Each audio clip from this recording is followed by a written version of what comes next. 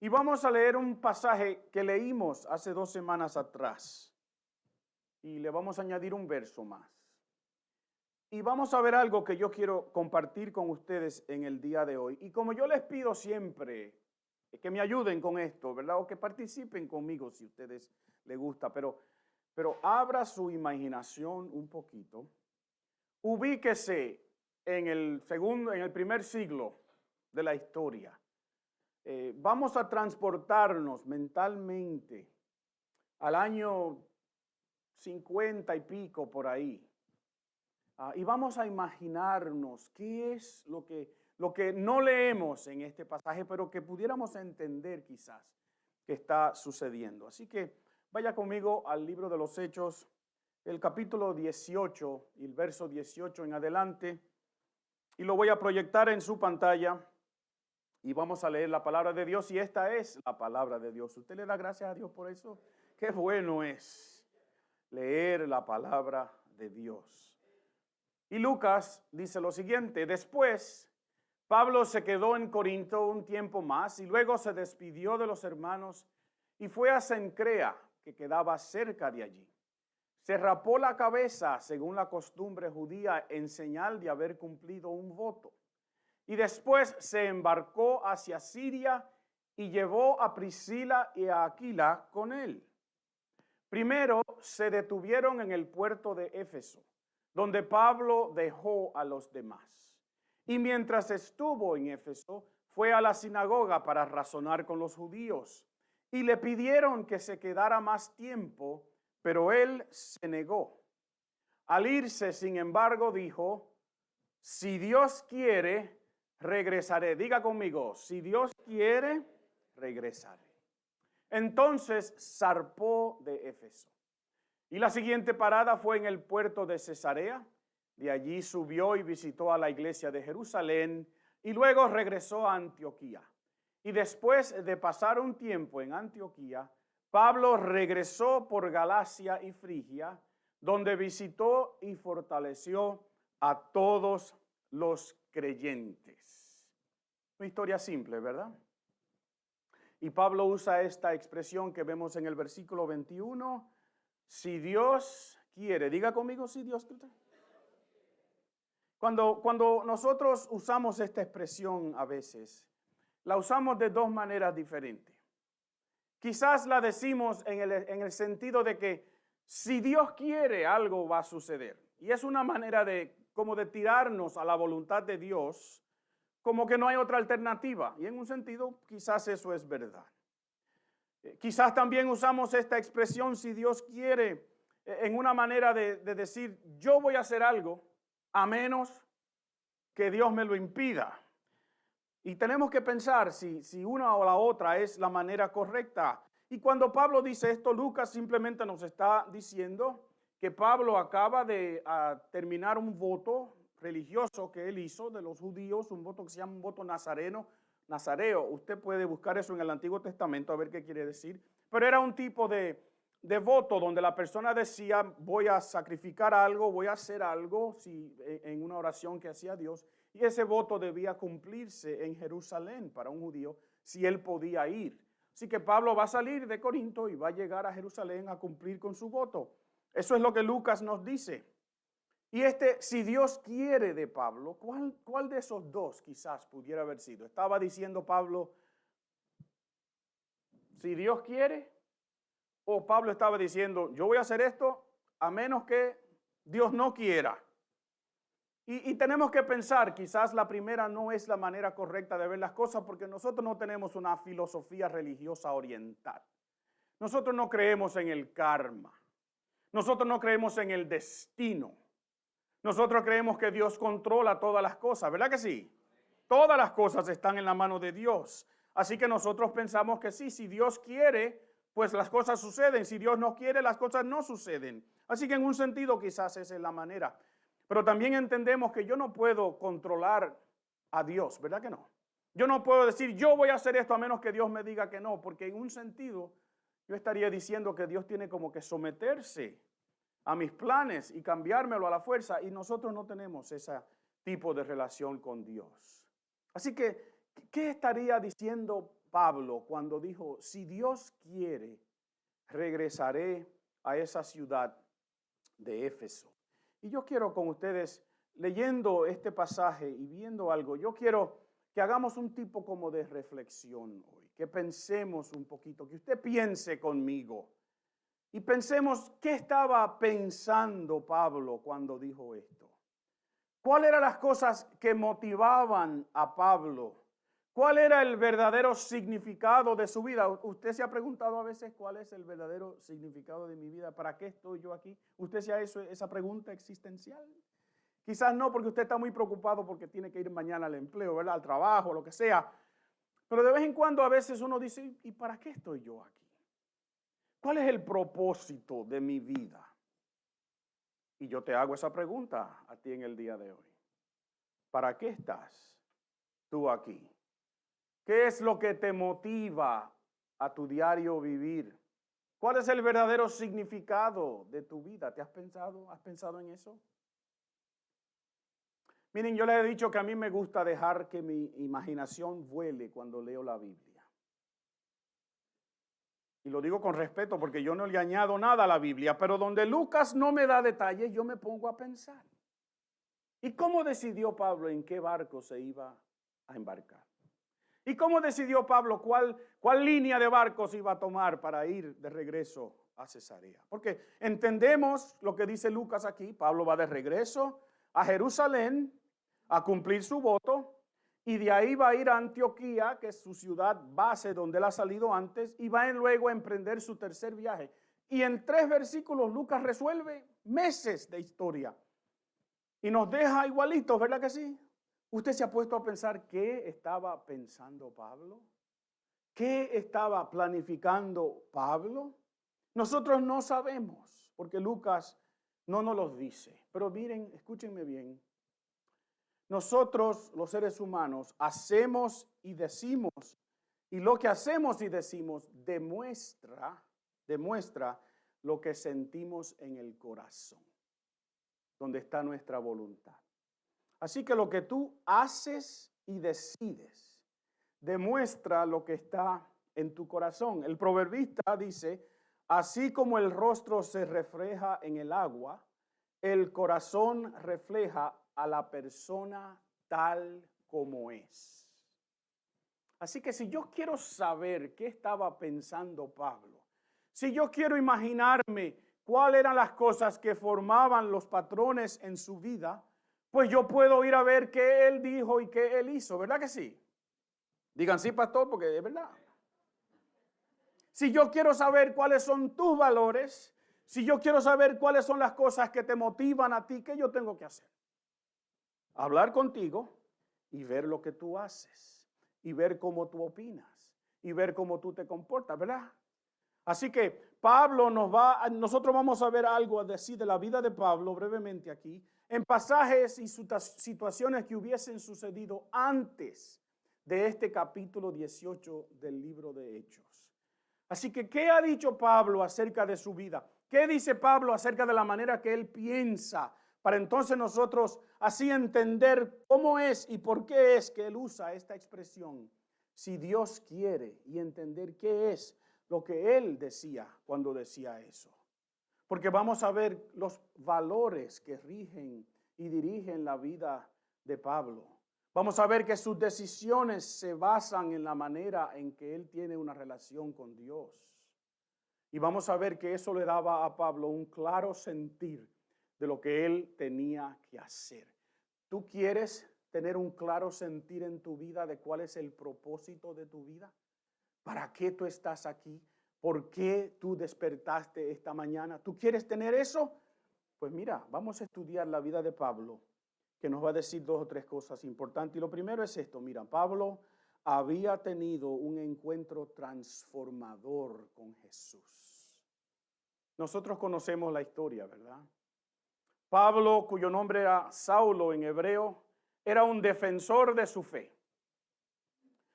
Y Saulo se había dedicado, en la historia lo vemos en el libro de los Hechos, a perseguir a estos nuevos creyentes. No se llamaban cristianos todavía, eran judíos que los judíos mismos pensaban que era una secta dentro de ellos, un grupo que había que eliminar.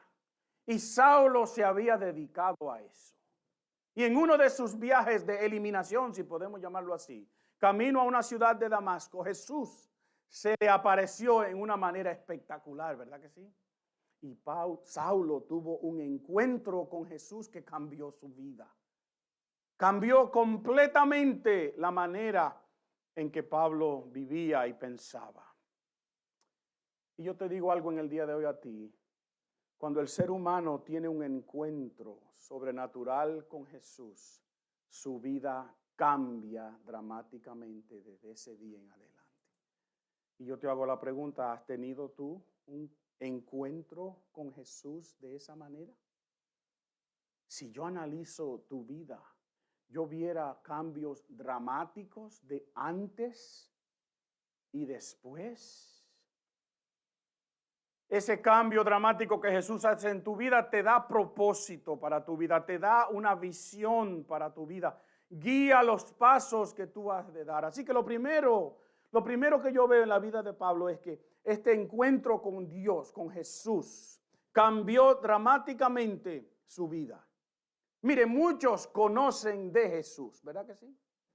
Muchos les gusta escuchar de Jesús, muchos les gusta participar de lo que hacemos aquí en la iglesia, una iglesia que adora y sirve a Jesús, pero no todos han tenido un encuentro transformador con Jesús.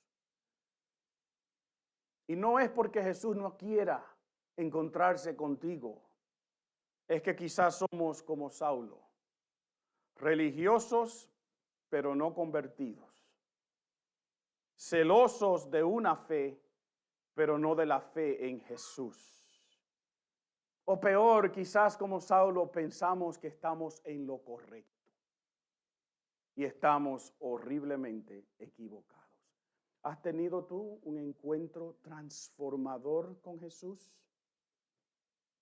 ¿Ha tu vida cambiado completamente desde ese día que te encontraste con alguien que transformó tu vida? Así que Pablo tuvo un encuentro, pero también Pablo tenía valores que guiaban su vida. ¿Y cómo yo sé cuáles eran los valores que guiaban la vida de Pablo? Porque yo les he dicho a ustedes que los valores son lo que guían. Tú accionas, tus acciones, tus decisiones, tú las tomas, no basado en lo que tú crees, no basado en lo que tú sabes, basado en lo que tú valoras. Apréndete eso, porque la Biblia dice que los demonios creen, pero lo único que pueden hacer es temblar en la presencia de Dios. No es que tú creas, es que tú valores tu relación con Jesús. Y yo quiero leer una serie de pasajes con ustedes. Algunos son bastante largos porque nos van a dar el sabor de quién era Pablo. Y el primero lo voy a proyectar en su pantalla. Segunda de Corintios, capítulo 12. Pablo le está escribiendo una carta a esta iglesia con quien él tuvo mucho problema.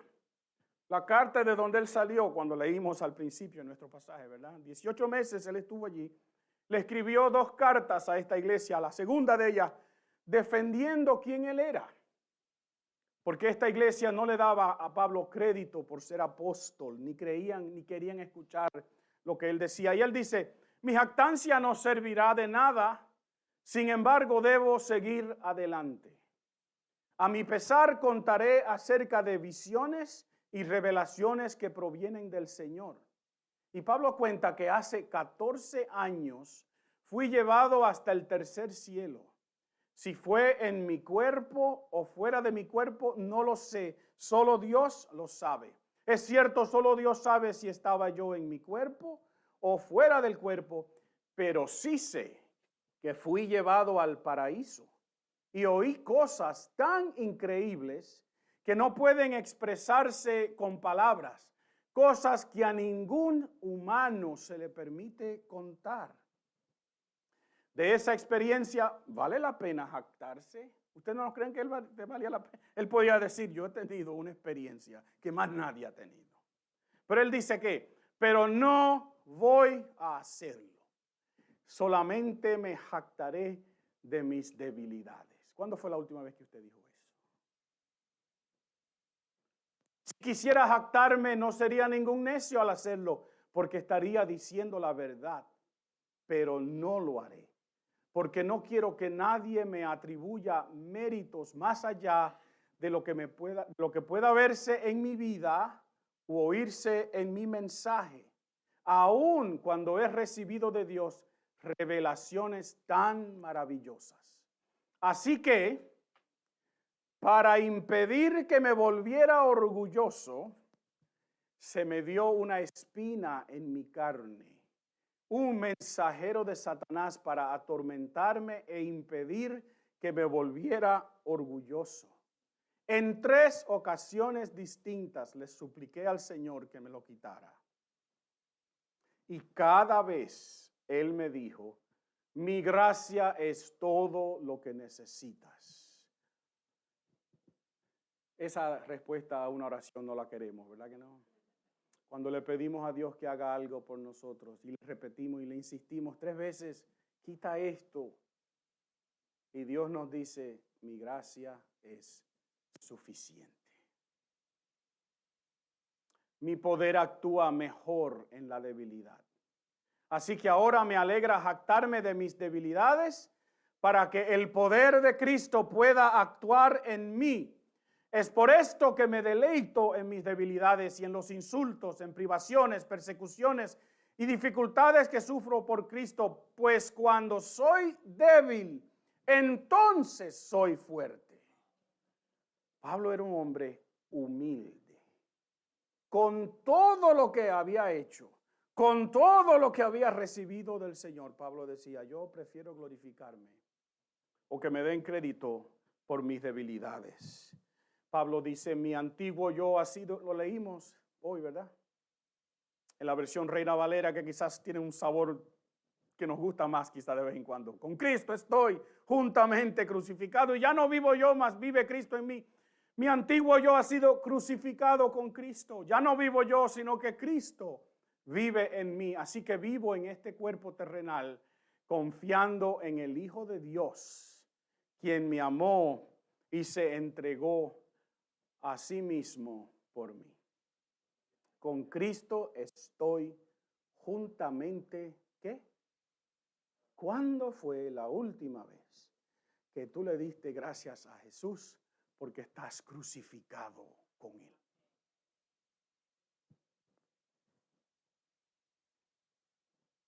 ¿Quién quiere estar crucificado? Digan amén ahora. Porque una cosa es leerlo en un verso que nos hemos memorizado. Y otra cosa es pensar, ¿qué quiere decir mi vida? ¿Qué hay en mi vida que yo no he crucificado todavía? ¿Te has hecho esa pregunta? ¿Puedes tú repetir con Pablo, con Cristo estoy juntamente crucificado y ya no vive Asael, ahora vive Cristo en mí? Y que Cristo me diga, Asael, y esas 7 u 8 cosas que tú no has crucificado todavía. Romanos 1:16 dice, pues no me avergüenzo de la buena noticia acerca de Cristo, porque es que poder de Dios en acción para salvar a todos los que creen, a los judíos primero y también a los gentiles. Cuando fue la última vez que tú tuviste orgullo, valor de decirle a alguien, yo soy un cristiano? Yo no hago eso porque estoy orgulloso, ¿verdad? No me avergüenzo de lo que creo. Romanos 8:18, Pablo dijo, sin embargo, lo que ahora sufrimos no es nada comparado con la gloria que Él nos revelará más adelante. Y es un verso que leemos y le pasamos por encima. Pero yo quiero que tú entiendas que lo que Pablo está diciendo es que nada de lo que tiene este mundo para darle, que nada de lo que él ha sufrido, de nada de lo que él ha logrado, vale la pena cuando él lo compara con la gloria futura. Y nosotros vivimos nuestras vidas con la perspectiva al revés. Nos enfocamos en el ahora, en lo que tenemos o no tenemos. El futuro para nosotros es nuestro retiro, nuestro 401k o nuestra pensión. Ese es nuestro futuro. Pero para el creyente ese no es el futuro. Para el creyente el futuro es estar en la presencia de Dios. Y eso cambia tu perspectiva. Y lo que ahora pasa no importa. ¿Sufrió Pablo? Mucho. Así que sí importa en un sentido. Pero lo que Pablo está diciendo es mis prioridades están en orden. Miren, Pablo dice, y estoy convencido de que nada podrá jamás separarnos del amor de Dios. ¿Usted está convencido de que nada te puede separar del amor de Dios? Ni la muerte, ni la vida, ni ángeles, ni demonios, ni nuestros temores de hoy, ni nuestras preocupaciones de mañana, ni siquiera los poderes del infierno pueden separarnos del amor de Dios. Ningún poder en las alturas ni en las profundidades. De hecho, diga nada conmigo, nada en toda la creación podrá jamás separarnos del amor de Dios que está revelado en Cristo Jesús, nuestro Señor. ¿De dónde venía la confianza para Pablo planificar estos viajes? ¿De dónde venía la fuerza para él decidir esto es lo que yo voy a hacer, no importa qué enfrente? Venía de una confianza de que su vida estaba en las manos de Dios y que nada lo podía sacar de ahí. Romanos 14, versos 7 y 8 dice, pues no vivimos para nosotros mismos, ni morimos para nosotros mismos. Si vivimos es para honrar al Señor y si morimos es para honrar al Señor. Entonces, tanto si vivimos como si morimos, pertenecemos ¿a quién? Somos hijos de Dios, porque Él lo ha dicho. Diga conmigo, yo soy un hijo de Dios, dígalo. Así que no importa si vivo o si muero, yo sigo siendo un hijo de Dios. Pablo tenía también una fuerte identidad de que él era un siervo y que era un siervo fiel a su llamado. Miren lo que dice en el libro de Corintios. Así que a Apolos y a mí considérennos como simples ¿qué? Siervos de Cristo. A quienes, miren, hoy día que está muy de moda, ¿verdad? Los títulos en la iglesia. Apóstol, profetas y un sinnúmero. Está de moda ponernos títulos. Y Pablo dice, considérenme un simple siervo. Un simple siervo. A quienes se nos encargó la tarea de explicar los misterios de Dios. Ahora bien, alguien que recibe el cargo de administrador debe ser fiel. En cuanto a mí, no importa muy poco cómo me califiquen ustedes o cualquier autoridad humana, ni siquiera confío en mi propio juicio en este sentido. Tengo la conciencia limpia, pero eso no demuestra que yo tenga razón. A mí me gusta esta expresión. ¿Saben por qué? Porque hoy día, el que hable más fuerte, el que grite más alto, el que esté más convencido de su posición, ese es el que tiene razón. Yelling is not conviction. Just because you can yell louder than, like I'm yelling now, louder than someone else doesn't mean you're right. Así que Pablo dice, no me importa mucho lo que diga la gente. Es más, ni me importa mucho lo que yo piense de mí, porque eso no es lo que me da razón. ¿Qué es lo que él dice? Es el Señor mismo quien me evaluará y tomará la decisión. Al fin, tú no me respondes a mí como pastor de esta iglesia. Tú no le respondes a la denominación. Tú le respondes a Cristo. Y Pablo tenía un claro sentir, aun siendo él un líder, un claro sentir de que era un siervo y que respondía a su Señor. Y Pablo también dice, pues nuestras dificultades son pequeñas. Recuerden esa palabra, son pequeñas. Y no durarán mucho tiempo. Sin embargo, nos producen una gloria que durará para siempre y que es de mucho más peso que las dificultades. Así que no miramos las dificultades que ahora vemos. En cambio, fijamos nuestra vista en cosas que no pueden verse, pues las cosas que ahora podemos ver pronto que se habrán ido, pero las cosas que no podemos ver permanecerán para siempre.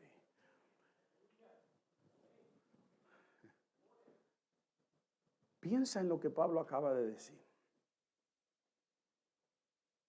Y piensa en la última petición de oración que tú hiciste en una de nuestras reuniones de oración, si es que viniste.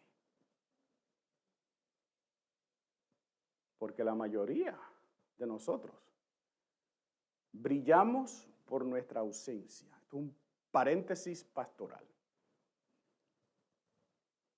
Oramos los martes, ¿verdad que sí? Nuestras oraciones y nuestras peticiones los martes, ¿en qué se enfocan? En nuestras dificultades. Vamos a orar por esto que necesito. Vamos a orar por alguien que necesita sanidad. ¿Y es bueno orar por la gente? Sí. Pero si tuviéramos este tipo de mirar las cosas como Pablo, no estuviésemos orando por mis dificultades, estuviésemos orando para que Dios salve. Dígame, ¿ustedes quieren que Dios salve? ¿Hay alguien en su familia que usted quisiera que conociera a Jesucristo como su Señor y su Salvador? ¿Tú tienes un hijo, una hija en tu casa que no le está sirviendo al Señor? ¿No sería mucho más importante orar por eso que orar por el dolor de cabeza que tengo o el problema que tengo o el jefe malo en el trabajo? Y yo diría, sí, es bueno orar por todas esas cosas, pero vamos a orar por ellas después que hayamos orado por las cosas que permanecen para siempre.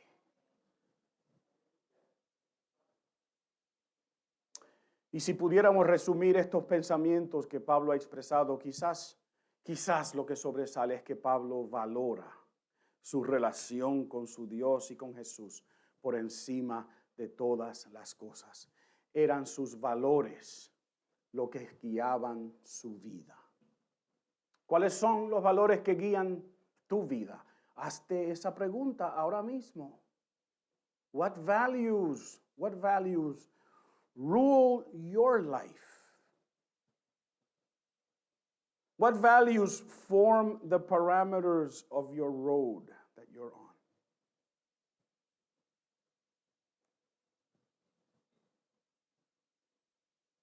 Si yo voy a tu página de Facebook, ¿cuáles valores yo veo ahí? Y alguien me va a decir, pastor, yo no tengo Facebook.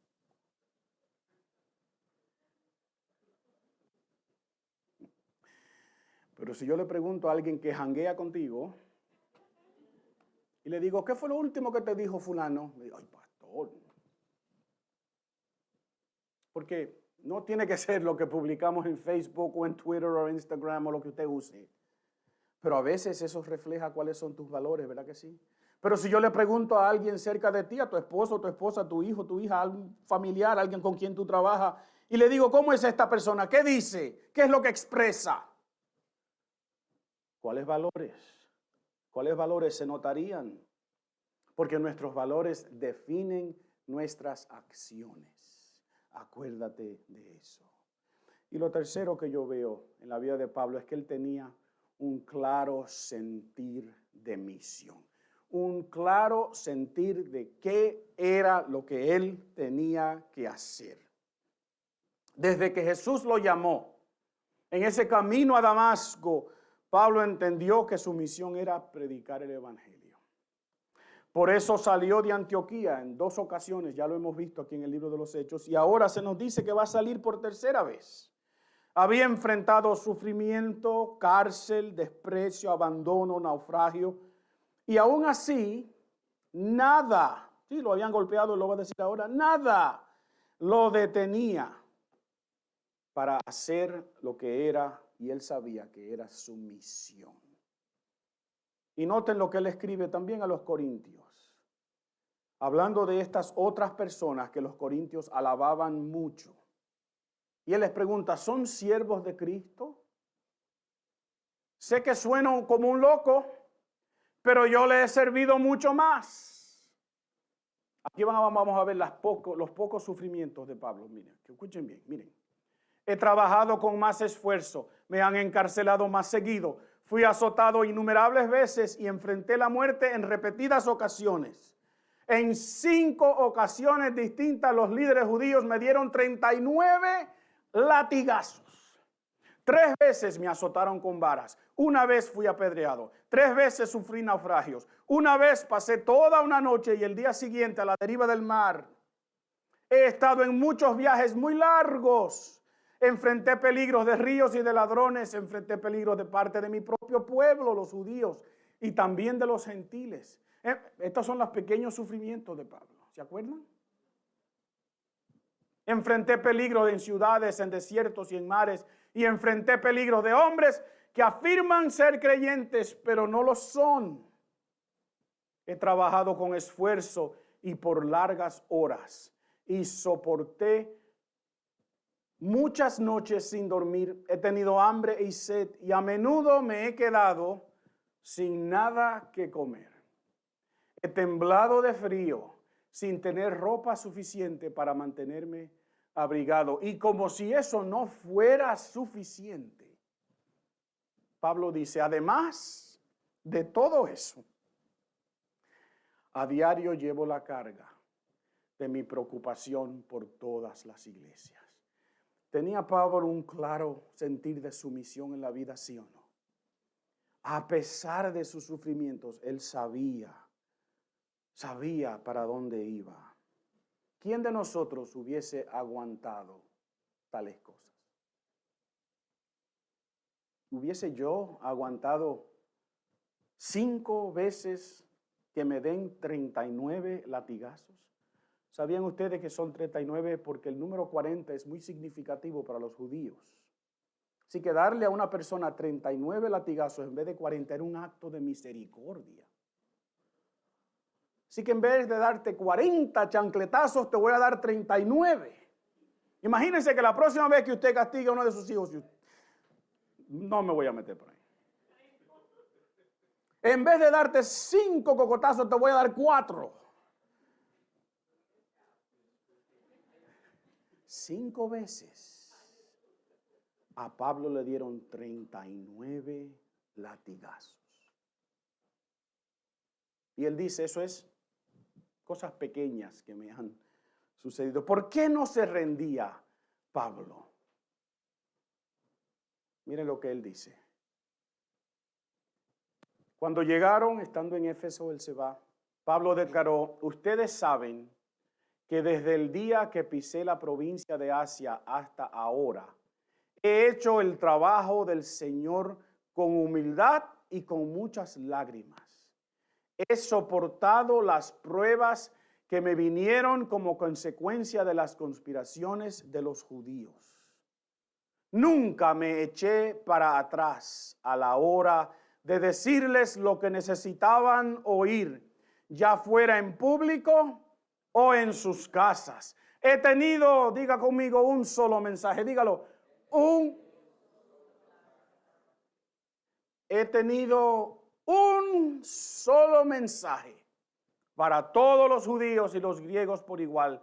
La necesidad de arrepentirse del pecado, de volver a Dios y de tener fe en nuestro Señor Jesucristo. Y ahora estoy obligado por el Espíritu a ir a Jerusalén y no sé lo que me espera allí. Solo que el Espíritu me dice en ciudad tras ciudad que me espera cárcel y sufrimiento. Pero mi vida no vale nada. Diga conmigo, pero mi vida no.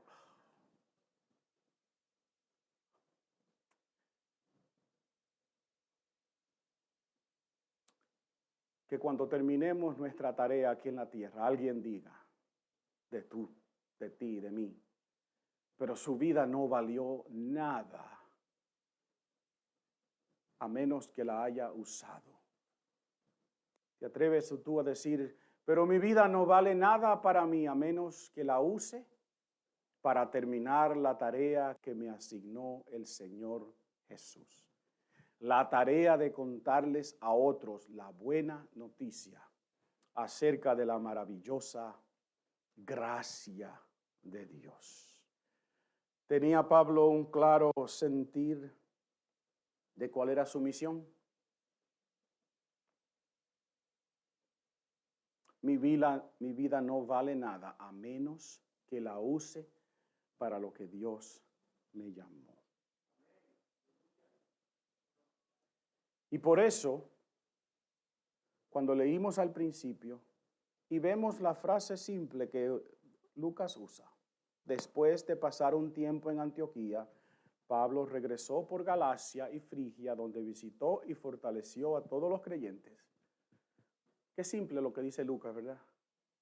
Y qué diferente si tú lees entre líneas, si tú ves lo que Pablo ha sufrido, si tú ves que en esos 2 viajes que están antes de este tercero, le habían dado esos 5 fuetazos 39 veces.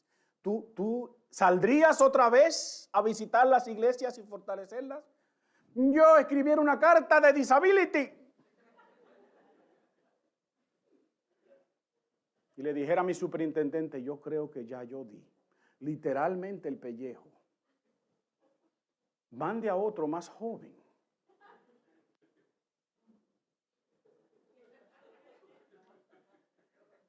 ¿Y qué dijo Pablo? Mi vida no vale nada, a menos que la use para cumplir con el mandato que Jesús me dio. ¿Qué es lo que vemos entonces en este hombre Pablo que había tenido un encuentro que había transformado su vida? ¿Tú quieres decir lo que Pablo dice? Tú tienes que tener un encuentro transformador con Jesús. No un venir a la iglesia, no un estar aquí, no un participar, ni siquiera un servir. Tiene que haber algo que ha transformado tu vida, que te ha agarrado por el cuello y tú dices lo mismo que dice Pablo, nada vale la pena menos que yo esté cumpliendo con el llamado que Dios me dio.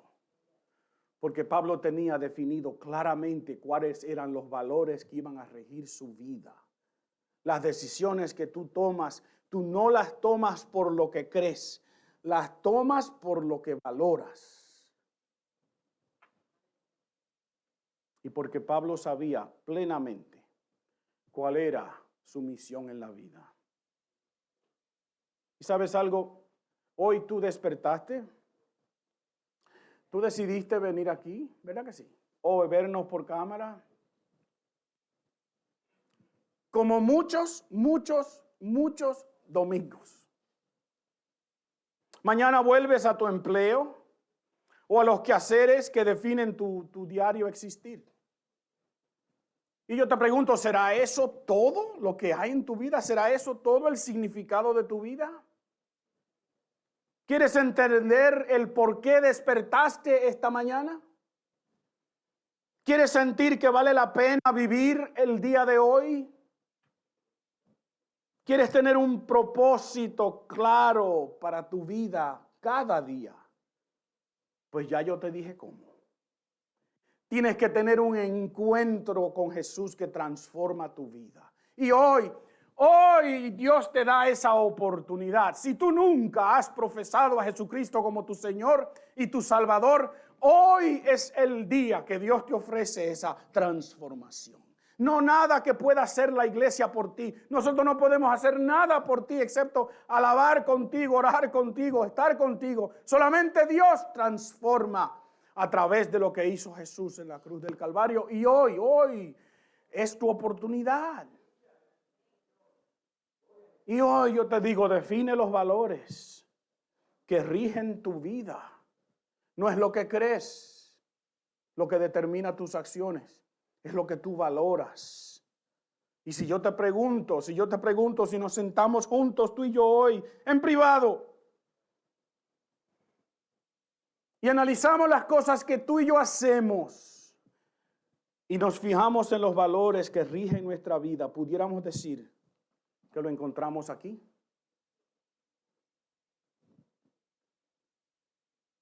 ¿O serían otros? Y finalmente tú tienes que recordar cuál es la misión que todos tenemos. Todos tenemos planes, ¿verdad que sí? Propósitos, esperanzas para nuestras vidas, cosas que quisiéramos lograr, objetivos. Pero Dios tiene una misión para tu vida también. Y es una visión mientras tú vas, mientras trabajas, mientras eres esposo o esposa, hijo, mientras tú vas. Jesús te dijo, proclama y modela esta buena noticia de salvación para que personas sean transformadas por el poder del Espíritu Santo en discípulos saludables. Tú y yo tenemos la misma misión que tenía Pablo.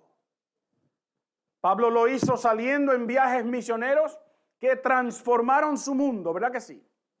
Tú lo puedes hacer en el viaje que das mañana a tu empleo. O de tu cocina a tu aposento. O cuando te sientes a hablar con alguien, ese puede ser tu viaje misionero. No todos vamos a ser como Pablo, ¿verdad que no? Pero todos podemos ser un Pablo en nuestro contexto, en nuestra comunidad. Y eso, mis queridos, es lo que Dios quiere. Cuando tú dices, si Dios quiere, es esto lo que tú estás diciendo. Que la voluntad de Dios se cumpla en mi vida, porque yo quiero servir a mi Señor. Vamos a orar.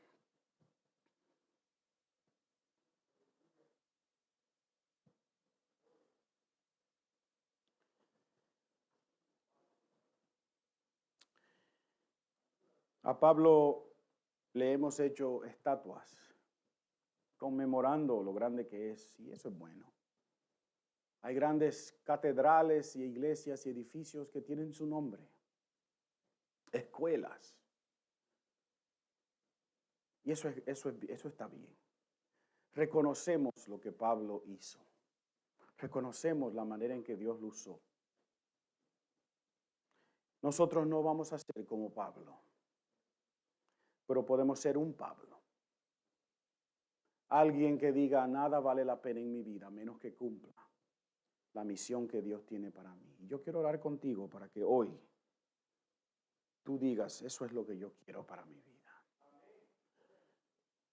Orar para que tú digas, las cosas por las cuales yo estoy rigiendo mi diario vivir no son las prioridades de Dios para mi vida. Analiza bien lo que tú estás planificando. Analiza bien cómo tú ahorras, en qué tú gastas tu dinero, porque esas decisiones demuestran cuáles son tus valores. Pregúntate si tú puedes decir lo que Pablo dice. Nada de esto vale si lo comparo con la gloria que me espera. Señor, ayúdanos. No podemos ser como Pablo, pero podemos ser un Pablo. Podemos regir nuestras vidas con estos mismos valores. Podemos tener un encuentro transformador contigo si es que eso nunca ha sucedido. Y tú puedes cambiar nuestra vida de hoy en adelante en una manera que no se puede reconocer la diferencia. No pudiéramos describir lo que éramos antes, a menos que digamos lo que somos ahora.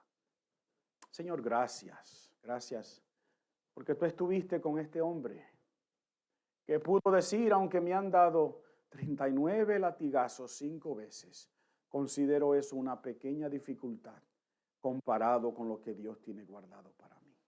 Ayúdanos, Señor, a tener esa misma actitud.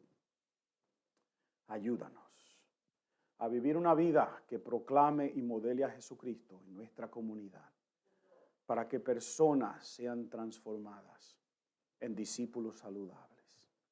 Gracias, Señor. Oramos en el nombre que es sobre todo nombre, en el nombre de Jesús.